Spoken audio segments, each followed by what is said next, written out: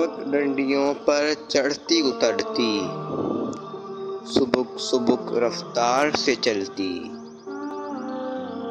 गागर को कांधे पे उठाए, पैरों में पाजेब सजाए, गोरी पंघट पे चली।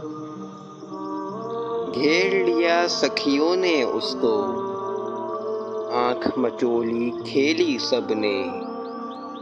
चुपके चुपके गीत सुनाए, सखियों को कुछ दुखड़े सुनाकर।